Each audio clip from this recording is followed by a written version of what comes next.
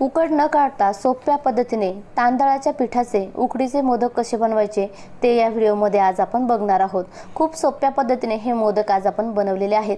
व्हिडिओमध्ये दाखवल्याप्रमाणे तुम्ही बघू शकाल खूप छान झालेले आहेत, त्याचबरोबर मऊसूत झालेले आहेत। आतले स्टफिंग देखील खूपच छान झालेले आहे। चला तर मग सोप्या पद्धतीने उकड न काढता मोदक कसे बनवायचे ते पाहूया। रेसिपीला सुरुवात करूया। त्याआधी अजूनही आपल्या चॅनलला सबस्क्राइब केलं नसेल तर सबस्क्राइब करा, शेजारील बेल आयकॉन देखील क्लिक करा। चला तर मग रेसिपीला सुरुवात करूया। उकडीचे मोदक बनवण्यासाठी मोदकांसाठीची पिठी न वापरता आपण घरातील रोजच्या वापरात जे तांदळाचे पीठ वापरतो ते पीठ इथे आपण वापरलेलं आहे। साधारण छोट्या 2 वाट्या आपण तांदळाचं पीठ वापरलेलं आहे। पीठ आधीच आपण चांगलं चाळून घेतलेलं आहे। यामध्ये आपण ज्या वाटीने पीठ मोजून घेतलेलं आहे त्याच वाटीने कडकडीत उकळलेलं दूध आपल्याला घ्यायचं आहे। दुधाऐवजी आपण पाणी देखील वापरू शकता, पण आपण इथे दूध वापरल्यामुळे मोदकांना छान पांढरा शुभ्र रंग राहतो। साधारण 2 वाट्या आपण तांदळाचं पीठ घेतलं तर त्याकरिता 2 वाट्या उकळलेलं दूध आपल्याला इथे वापरायचं आहे। आधी आपण 1 वाटी दूध टाकून पीठ चांगलं मिक्स करून घेतलेलं आहे। त्यानंतर पुन्हा आपण 1 वाटी दूध टाकून हे पीठ चांगलं मिक्स करून घ्यायचं आहे। एकदम दूध आपण या पिठामध्ये टाकून घेतलं तर त्याच्या गाठी तयार होतात किंवा गुठळ्या होतात, त्यामुळे आधी आपण 1 वाटी दूध टाकून पीठ चांगलं मिक्स करून घ्यायचं आहे। पुन्हा आपण राहिलेलं 1 वाटी दूध टाकून हे पीठ चांगलं भिजवून घ्यायचं आहे। ही पद्धत जर आपण वापरली, पीठ भिजवण्याकरता चांगलं कडकडीत उकळलेलं दूध इथे आपल्याला वापरायचं आहे। त्यामुळे या पिठाची किंवा तांदळाच्या पिठाची आपल्याला उकड काढण्याची गरज लागत नाही। तांदळाच्या पिठामध्ये दूध टाकून चांगलं आपण मिक्स करून घेतलेलं आहे। कोरडं राहिलेलं पीठ सुद्धा आपल्याला चांगलं मिक्स करून घ्यायचं आहे, थोडंसं ओलसर करून घ्यायचं आहे। आता आपण झाकण ठेवून 5 ते 7 मिनिटं हे पीठ असंच बाजूला ठेवून देऊ। ह्या गरम दुधामध्ये हे पीठ पूर्णपणे छान वाफवलं जातं। पीठ चांगलं 5 ते 7 मिनिटं आपण बाजूला ठेवून दिलेलं आहे। आता आपण मोदकाच्या आतील सारण तयार करण्यासाठी घेऊ किंवा स्टफिंग तयार करण्यासाठी घेऊ। एका कढईमध्ये 1 ते 1.5 चमचा आपण साजूक तूप टाकून घेतलेलं आहे। तूप चांगलं गरम झालं की यामध्ये आपण बदामाचे काप करून घेतलेले टाकून घेतलेले आहेत। बदामाचे काप हलकेसे आपल्याला परतून घ्यायचे आहेत, त्यामुळे ते मोदकांमध्ये चवीला खूपच छान लागतात। त्याचबरोबर तुपामध्ये चांगले ते परतून घेतल्यामुळे एकदम कडक होतात, छान क्रंची होतात। यामध्ये आपण 1 वाटी नारळाचा चव टाकून घेतलेला आहे। आपण खोबरं, ओलं खोबरं मिक्सरला फिरवून सुद्धा घेऊ शकता किंवा खोबरं आपण खोवून सुद्धा वापरू शकता। इथे मी साधारण 2 वाट्या खोबरं साली काढून मिक्सरला चांगलं बारीक वाटून घेतलेलं आहे। साधारण 1.5 ते 2 मिनिटं हा नारळाचा चव आपल्याला तुपावरती परतून घ्यायचा आहे, त्यामुळे मोदकाच्या आतील स्टफिंग चवीला खूपच छान लागतं। स्टफिंग चांगलं परतून झालं की यामध्ये आपल्या गोडाच्या अकॉर्डिंग गूळ टाकून घ्यायचा आहे। एकदम बारीक चिरलेला गूळ वापरायचा आहे किंवा गूळ पावडर वापरायची आहे। आपल्या गोडाच्या अकॉर्डिंग गुळाचं प्रमाण आपण कमी अधिक करू शकता। गूळ व खोबऱ्याचा चव चांगला आपल्याला मिक्स करून घ्यायचा आहे। गूळ पूर्णपणे यामध्ये आपल्याला वितळून घ्यायचं आहे व हे मिश्रण थोडंसं पातळ झालं तर ते आपल्याला छान कोरडं करून घ्यायचं आहे। साधारण 2 ते 3 मिनिटं हे मिश्रण चांगलं आपण परतून घ्यायचं आहे।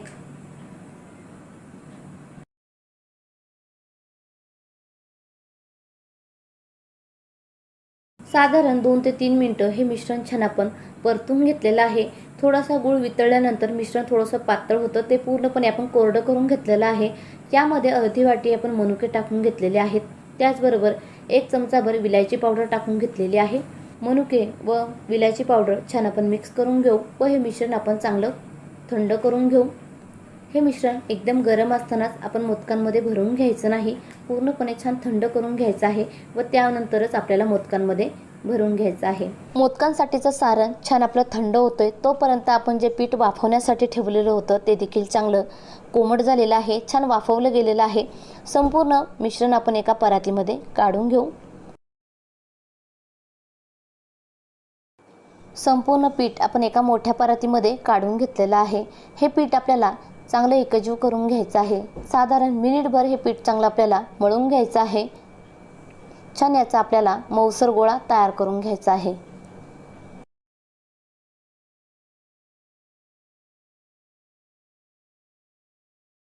पीठ चांगलं मळून झालेलं आहे। पुन्हा आपण या पिठामध्ये वरून अर्धा चमचा तूप टाकून घेतलेलं आहे। तूप टाकणं पूर्णपणे ऑप्शनल आहे, पण इथे वरून आपण तूप टाकून घेतल्यामुळे ह्या पिठाला छान तुपाची चव येते। त्याचबरोबर मोदकांचं जे वरचं आवरण आहे ते छान मऊसूत होतं व चवीला देखील खूपच छान होतं। तसेच मोदकांना आकार देताना किंवा साच्यामध्ये मोदक करताना हे पीठ अजिबात आपल्या हातांना चिटकलं जात नाही किंवा मोदक तुटले देखील जात नाहीत। पीठ चांगलं मळून झालेलं आहे। आता आपण लगेचच मोदक बनवायला सुरुवात करूया।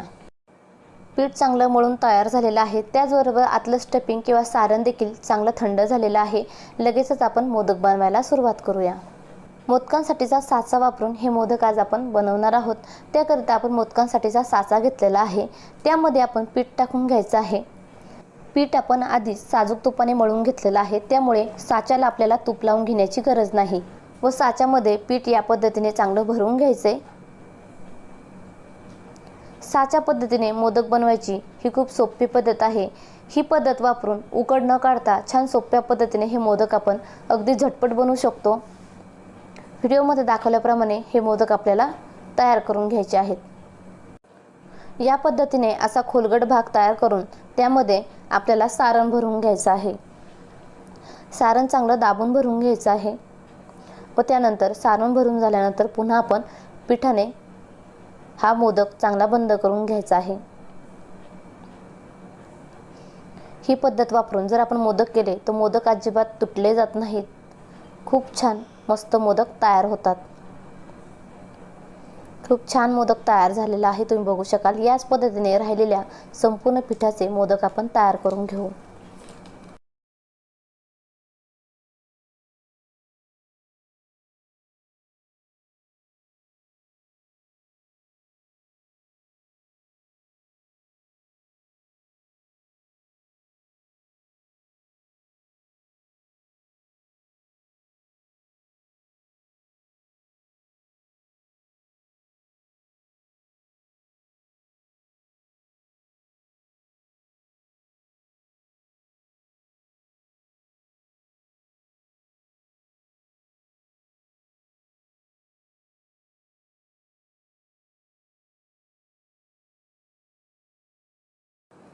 या पद्धतीने आपण दुसरा मोदक देखील तयार करून घेतलेला आहे। हे मोदक आपण कुकरच्या भांड्यामध्ये वाफवून घेणार आहोत। त्याकरता कुकरच्या भांड्याला आतून छान तुपाने ग्रीस करून घ्यायचं आहे व त्यामध्ये हे मोदक आपण ठेवून कुकरमध्ये त्याच्या 2 शिट्ट्या काढून घेऊ।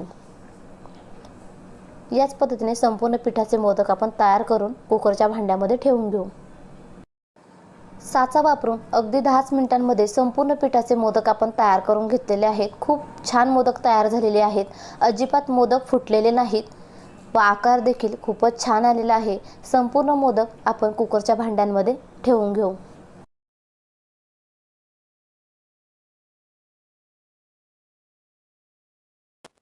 संपूर्ण मोदक आपण कुकरच्या भांड्यांमध्ये ठेवून घेतलेले आहेत। कुकरला 2 शिट्ट्या काढून हे मोदक आपण शिजवून घेऊ। कुकरच्या 2 शिट्ट्या करून कुकर आपण छान थंड करून घेतलेला आहे। मोदक छान गरमागरम तयार झालेले आहेत। एकही मोदक फुटलेला नाही। रंग देखील खूप छान पांढरा शुभ्र राहिलेला आहे। मोदक आपण कुकरच्या भांड्यांमधून बाहेर काढून घेऊ। खूप सोप्या पद्धतीने अर्ध्या तासाच्या आत हे उकडीचे मोदक तयार झालेले आहेत। तेही उकड न काढता खूप सोपी पद्धत आहे। तुम्ही देखील ह्या सोप्या पद्धतीने संकट चतुर्थीसाठी असो किंवा कधी गोड खावंसं वाटलं किंवा मोदक खावंसे वाटले तर ह्या पद्धतीने मोदक नक्की बनवून पहा। मोदक आपण ताटामध्ये काढून घेतलेले आहे, तुम्ही बघू शकाल। एकही मोदक फुटलेला नाही। अगदी छान मऊसूत मोदक तयार झालेले आहेत। मोदकांवरती आपण केशर ठेवून घेतलेला आहे। केशरमुळे या मोदकांना खूपच छान वास येतो व खाताना देखील चवीला खूपच छान लागतो। तसेच गरमागरम मोदक आणि वरती आपण साजूक तूप टाकून घेतलेला आहे। एक मोदक तुम्हाला मी तोडून दाखवते, तुम्ही बघू शकाल। खूप छान मऊसूत झालेला आहे। त्याचबरोबर आतील स्टफिंग देखील खूपच छान झालेला आहे।